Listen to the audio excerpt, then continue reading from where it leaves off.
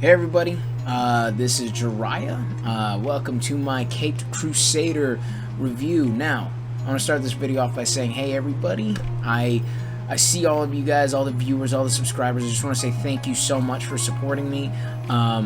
Once again, I'm trying my best to just keep pumping content out. Not pumping it out, but like making sure I make the content I want to make, right?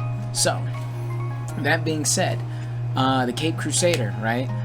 A couple weeks ago, me and the wife were very lucky that we got to go to San Diego Comic-Con.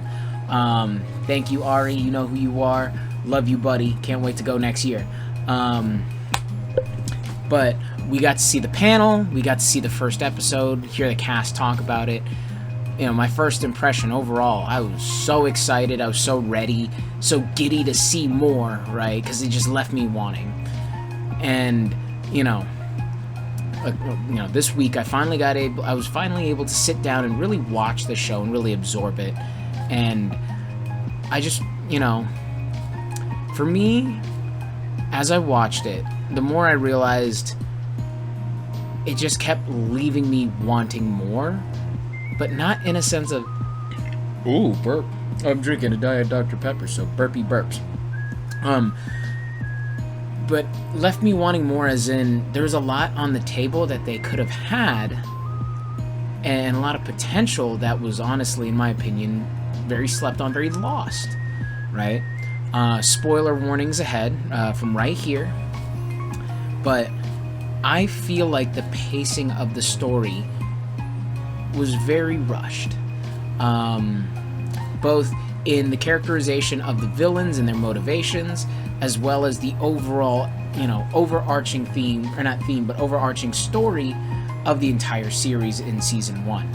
And this could be seen from villain to villain. Like, I want to make mention that I was trying very hard the entire time to not, use it, or use the original Batman the Animated Series as a pedestal to compare to this, because I understand the show is its own beast, its own thing, its own identity, right? But and I want to say that, like, obviously it's not Kevin Conroy, it's not Mark Hamill, and I didn't expect it to be that. However, what I did hope for is to see some of the things that Matt Reeves talked about, Batman being a detective. And honestly, throughout the entire show, like, you see glimpses here and there of him doing his detective work, him, figuring it out and doing his prep time to go fight the villain. But I feel like, all in all, it was very lacking, right? In a sense of, like, the action was good, right? Batman doing his Batman thing, which we all expect, right? Straight up, like, just beating everybody up, being the big man on campus. But as Batman being a detective and figuring out who each villain is and why they're doing what they're doing in order to go prep and stop them was very lacking, which leads into, my issue with the villains is a lot of the villains aren't very fleshed out. There's a couple here and there, right? Harvey Dent, Selena Kyle as Catwoman, and then, some of Harley Quinn, but the range of, like, how fleshed out each villain is very, well, actually, it's very variable. And I understand that some of the villains, they're more like side characters for the overarching story, as opposed to the primary bad guys, right? Mano a mano versus Batman. But with some of the characters they used, I feel like it definitely, especially after the first 3 episodes, it definitely falls off a little bit, right? There's some characters that they use that they could have used a little more fleshing out. Big one is Automatopoeia, right?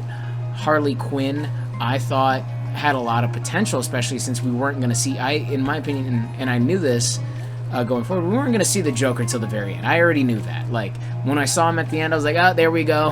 Called it, baby. But, all in all, each villain, I felt like, could have had a lot more screen time in terms of, their origin story. Because if it's Batman's origin story, or his origins as far as the first couple weeks of him being Batman, I feel like we should have also gotten the same from each of his villains, right? Because at the end of the day, we all, as fans, or even casual onlookers, know Batman is Batman because his parents were killed in front of him. He decides he's going to wage a one-man war on crime, vengeance, right? You actually get to see a little bit of that, too. In the show, right? He actually has a really, in my opinion, such a great scene where he's, after he's been traumatized, he's seen what he's seen, he goes up to Alfred while, like, Alfred's sleeping and wakes him up and scares him. And he's like, I'm going to make them all pay, and you're going to help me. I was like, oh my god, who is this guy? I think that's Batman. Anyways. But I feel like you didn't get a lot of that with a good amount of the villains. And again, that wasn't the end, in my opinion. It probably wasn't the end point to make some of these villains such main focuses of each episode. But I feel like because they didn't do that with each villain, that it was such a wasted potential. And I'm going to say that a lot because I feel like that was the ongoing theme throughout the entire show. Right? Some good examples of characterization, right, were Selina Kyle's Catwoman. From the first few minutes of the episode, it shows her spiral into becoming Catwoman, right? Selina Kyle's this, daughter of a hedge fund manager who's gone to jail for tax fraud. Okay, now, she's paying for her daddy's crimes, essentially, because, she's in debt now. She decides, you know what, I could steal stuff. Sees Batman and thinks, theatricality. Let's use that. Little Batman Begins reference right there. But you understand that it's like, okay, this is how Catwoman becomes Catwoman, right? Then you kind of see some of it with Harley Quinn, which, okay, she's introduced, this is happening. But then all of a sudden, she's Harley Quinn, she's just, kidnapping these rich media moguls, these rich oil tycoon guys, and she's like trying to rehabilitate them into becoming better people by torturing the absolute dog shit out of them. And it's like, whoa, that escalated very quickly. Like, what led to this? And we don't know. We're never at any point told why. Like, obviously, like, one of the things is, these are all her patients that she's talked to. So she has the inside scoop, obviously. But we don't know, like, what patient she started with or, like, what led her to go on her own, path to becoming, Harley Quinn, the Jester, anything like that. Because we also, again, we don't see the Joker until the very end.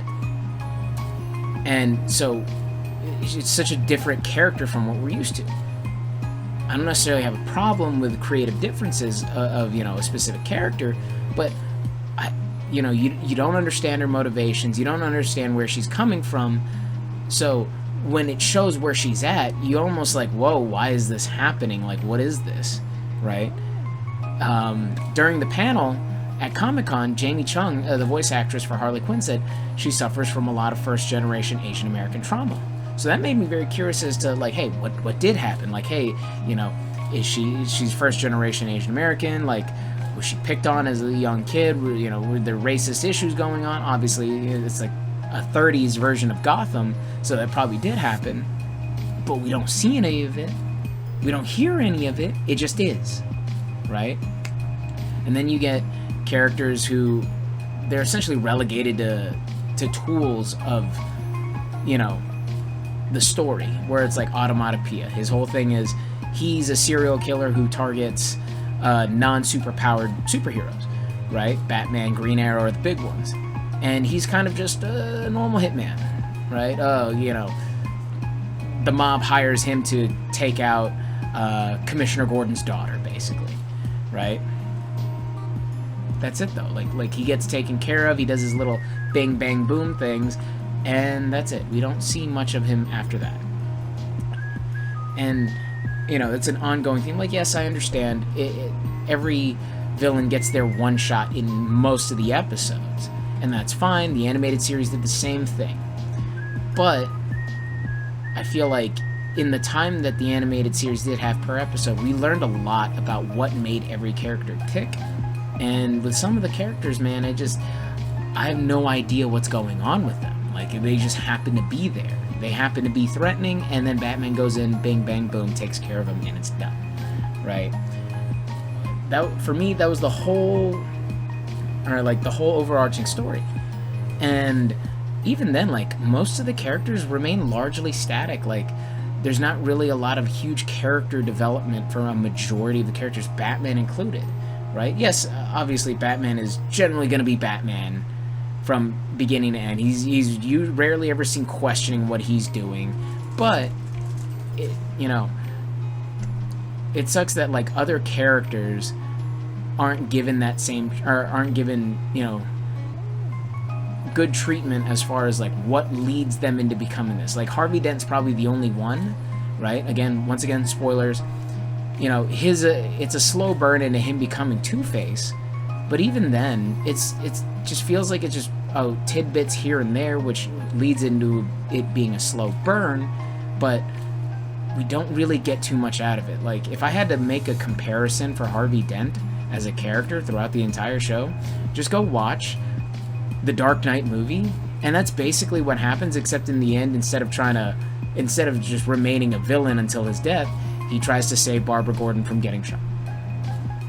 And again, if you watch the show, you'll understand what I mean, is that, they're trying to play the turmoil between his quote-unquote personalities, but it's not really touched on a lot, and you almost forget that that's what's happening with him. And then, the show's over. Right? So, in my opinion, it was very lacking in that substance that made each one of the villains unique. And for me, that it was very unfortunate, right? But moving on from, my thoughts on the story, visually speaking, absolutely stunning for the most part, right? The setting, the animation, the fights, great. Almost picture perfect for me as the animated series, right? Where I have issue is some of the character design. I felt like it was a little more lazily done. And again, not to use Harvey Dent repeatedly as an example, but he's like a lot of the things that I either found lacking or a lot of things I just didn't like in the show. Is Batman has a very unique looking rogues gallery in a sense of both their origin stories, what they do, as well as their look. They're all fairly iconic, right? His looks like it was kind of just drawn, and then they were like, yeah, that's good enough, let's slap that baby on there and call it finished product, right? Other characters, very run-of-the-mill, but they just didn't stand out in a way that, like, would make me think they're Batman villains, which one could say, hey, it's more original to, like, the original 1930s, 1940s comic books of Batman, but again, that might just be my personal preference. I would have liked a little more oomph, a little more visual pop in the specific villains, right? Soundtrack wise, I can't say if it was good or bad, because honestly I barely remember it, right? Again, it feels so unfair to use the animated series as a comparison, but when you hear dun dun, or no, was it? I'm gonna hopefully I could put it right here if I can't, because copyright. But the intro for the original animated series, iconic. I almost never skip it when I'm watching, unless I'm like really trying to get into it because I'm like on a time crunch. But you almost forget it's there, right? Like. It is, as opposed to it's bad or it's good. It is, right? And for me, that was a place where they could have really, really fixed at least the mood of the show, right? Now, overall, do I think the show was bad? No. Do I think it was really good? No. Would I watch it again? I'm probably going to. I'll probably watch it multiple times to get a better understanding of what's happening. But at the end of the day, obviously it's not the animated series. It's its own beast, like I said earlier. However, what I will say is, I think they need to do some more work, right? Not so much go back to the drawing board, but I think they do need to work on a couple things, right? Especially with the flushing out of the characters, maybe a little bit upping the soundtrack. Because overall, I felt like, not that it was an incomplete product, it just felt rushed.